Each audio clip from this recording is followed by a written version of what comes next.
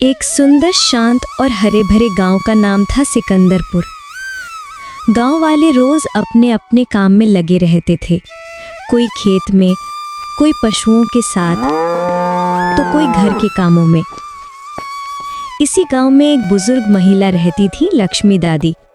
गांव के बच्चे उन्हें चतुर बुढ़िया कहकर बुलाते थे। वो गरीब थीं, लेकिन उनके दिमाग की चालाकी और समझदारी की कहानियां पूरे गांव में मशहूर थीं। दादी का घर छोटा सा था, जिसमें एक छोटा आंगन, कुछ मुर्गियां और थोड़ा सा खेती का काम था।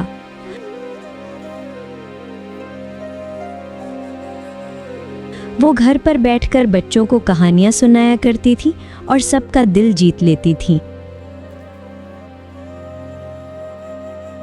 काका, वो जो छोटा सा घर है ना, उसमें कौन रहता है? वहाँ चतुर बुढ़िया रहती है।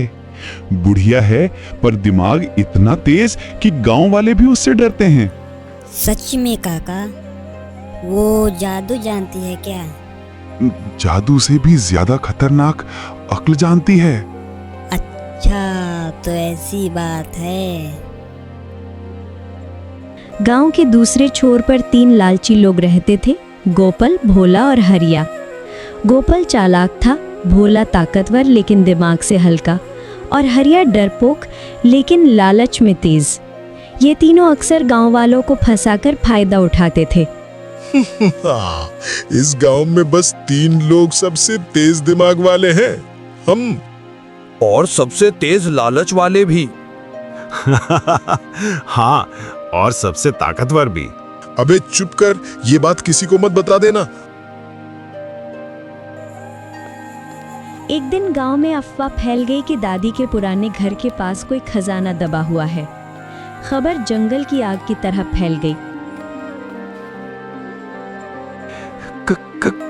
कल रात दादी के घर के नीचे से इंसान जैसा रोने की आवाज आई थी। रोने की? वो तो खजाने पर कोई पहरा दे रहा है शायद।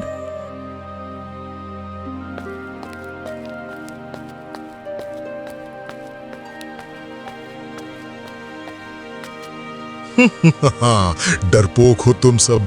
आवाज चाहे किसी की भी हो, खजाना तो हम ही निकालेंगे। अरे हाँ, एक बूढ़ी दादी भला हमें क्या रोक लेगी? पर लोग कहते हैं दादी के घर में कुछ जीवित है। कौन सा जीवित बेटा?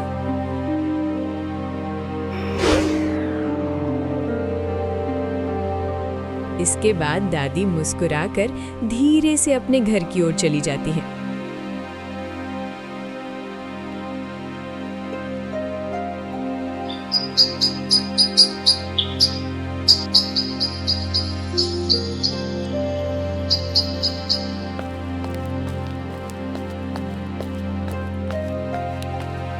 और गांव में दादी और उस खजाने की चर्चा और भी ज्यादा फैल जाती है।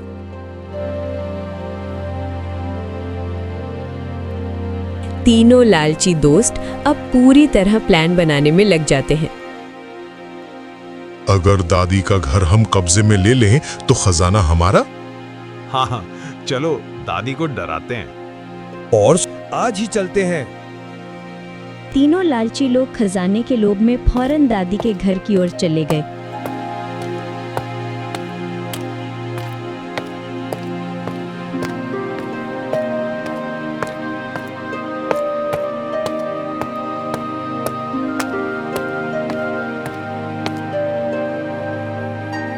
जब वो दादी से मिले तो उन्होंने जमीन को सरकारी बताकर घर खाली करवाने की कोशिश की।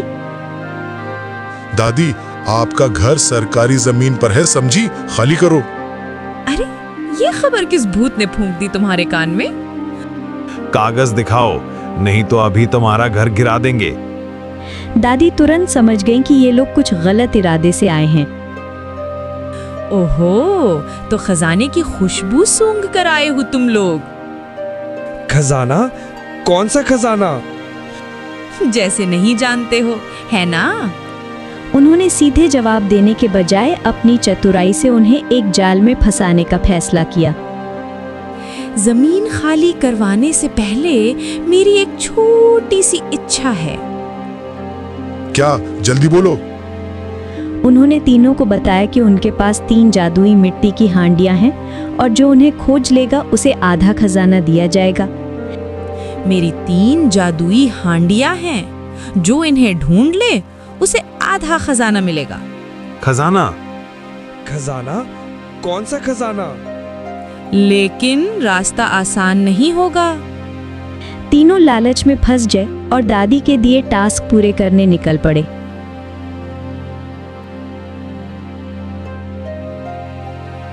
पहला टास्क खेत में था, जहां दादी ने कहा कि बड़ा सांप रहता है। तीनों डरते हुए खुदाई करने लगे। अरे रुको, मिट्टी हिली हिली। सांप सांप! गलती से मिली एक रस्सी को सांप समझकर भाग खड़े हुए। अरे ये तो साधारण सी रस्सी है, हम लोग तो खामख्वाही डर रहे थे। दादी दूर से ये सब देखकर मुस्कुरा उठी। क्या हुआ बेटा, पहला डर निकल गया क्या? अब तालाब के पास दूसरी हांडी है, लेकिन वहां एक जादुई मछली रहती है। जादुई मछली? ये क्या करती है? हाथ पकड़ ले तो फिर छोड़ती नहीं। दूसरा टास्क तालाब पर था, जहां दादी ने उन्हें जादुई मछली का डर बताया था। पानी बहुत गहरा दिख रहा है। अरे पकड़ लिया, जादुई मछली। तालाब पर जाते ही एक ठंडी मछली के स्पर्श से वे चीख कर पीछे हट गए और भोला पानी में गिर पड़ा। हाँ, ये तो पत्थर था बे। फिर भी उन्हें कोई हांडी नहीं मिली।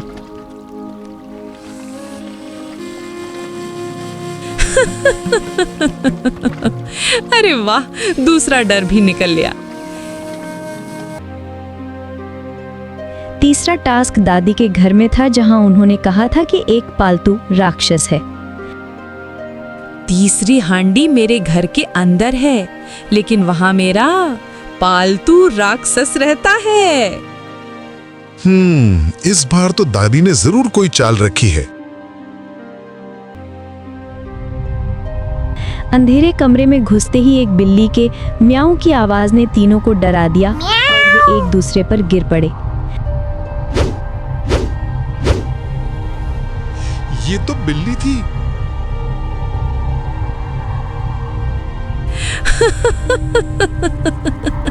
अरे बेटा, राक्षस तो मेरे लिए यही बिल्ली है। इसी की वजह से सारे चूहे भाग जाते हैं। तीनों को धीरे धीरे समझ आने लगा कि दादी ने उन्हें लालच से दूर करने के लिए ये सब किया था।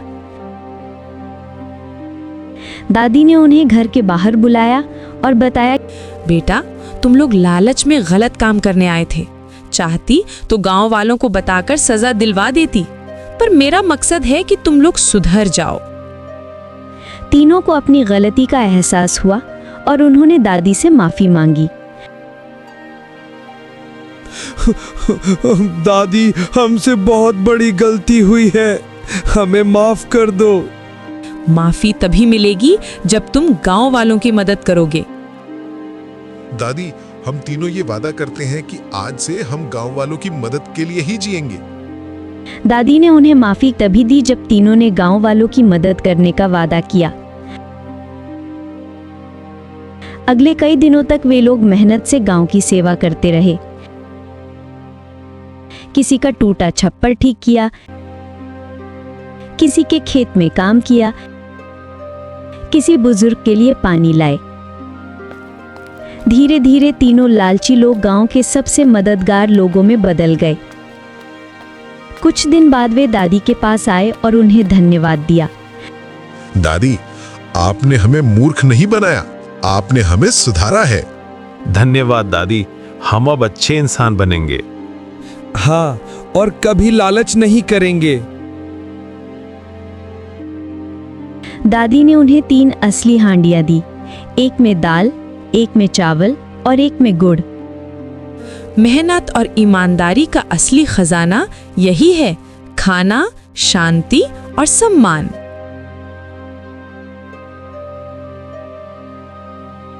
गांव वाले कहते, लक्ष्मी दादी सिर्फ चतुर नहीं बल्कि पूरे गांव की माँ है। लालच इंसान को अंधा बना देता है, असली खजाना है समझदारी, अच्छाई और मेहनत की कमाई।